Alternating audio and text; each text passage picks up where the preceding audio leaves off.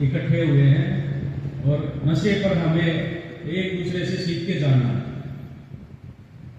तो कहने को तो प्रैक्टिकली देखो, हमारा अनुभव है, हमने प्रतिदिन की दिनचर्या में देखते हैं, नशा कहने को तो छोटा शब्द है, नशा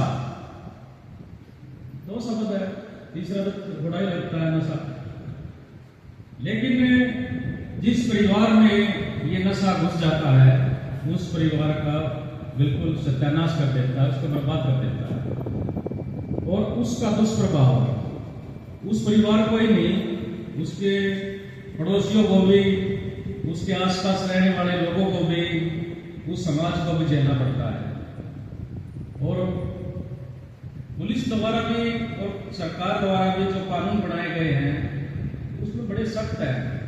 एक एनडीपीएस एक्ट है, एक कानून है जिसकी प्रक्रिया बड़ी जटिल है, उसमें बड़े बड़े सजा का प्रावधान दिया गया है। फिर भी कुछ असामाजिक तत्व हमारे गांव में, शहरों में घुसकर इस प्रकार के नशा बेचते हैं जिससे हमारी युवा पीढ़ी खराब होती है। और जो ये आपकी एज है बेटा, जो एज है ना आपकी, ये आज का युवा कल का भविष्य है। और इस युवा को खराब करने की पहले कोशिश करते हैं वे ऐसे असामाजिक तत्व जो भी कॉलेज, स्कूल, संस्थान अच्छी पढ़ाई करवाता है, उसके बाहर ऐसे असामाजिक तत्व हमारे युवा बच्चों में घुसकर अपना नशा बेचने का काम करते हैं। तो आज के आप जो युवा हैं, आप अगर आपके इर्द गिर्द गांव में कोई भी ऐसा व्यक्ति आपके संपर्क में आता है, तो सबसे पहले मेरा आपसे यही निवेदन है, भाई आप ऐसे व्यक्ति की सूचना पुलिस तक अवश्य पहुंचाएं। हमारा नंबर 112 तो सबको याद है, 112 पे कॉल कर सकते हैं, 112 की सूचना भी मिल जाएगी। नहीं तो हर जगह हमारे गाड़ियां भी खड़ी हैं, हमारे थाने भी हैं। हमारा जैसे आप लोग लगभग इसी इलाके से हैं, हमारे थाने यहाँ कोसली लगता है, जट थाना लगता है, उड़ाई लगता है, हर जगह पुलिस स्टेशन है।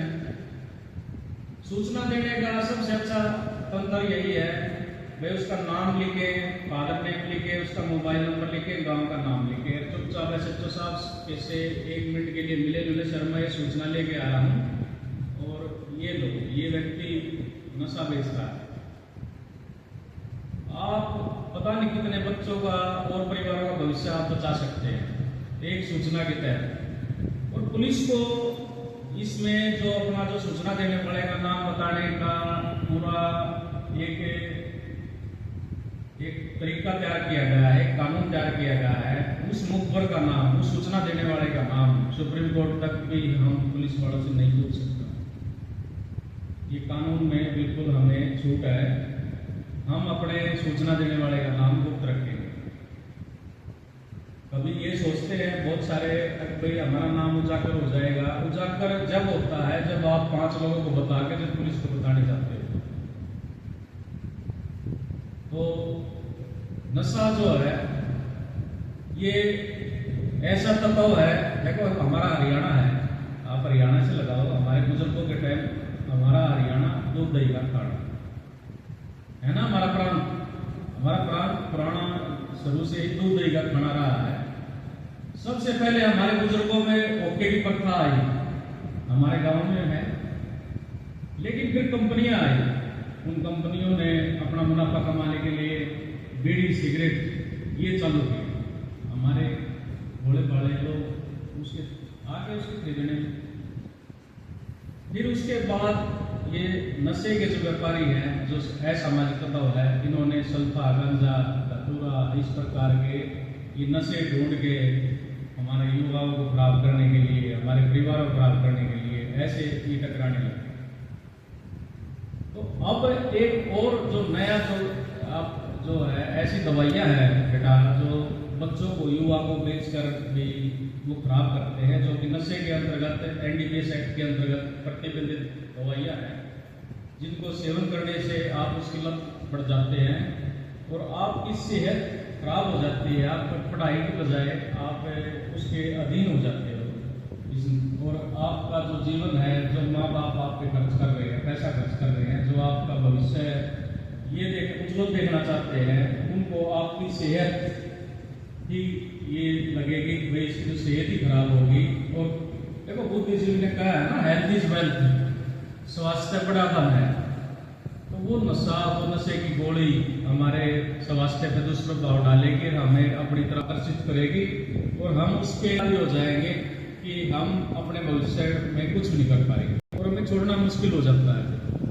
फिर उसके बाद डी एडिक्शन सेंटर जो बनाए गए सहारा लेते हैं, वहाँ भी इतना हमारा जीवन छोटा ही जीवन है।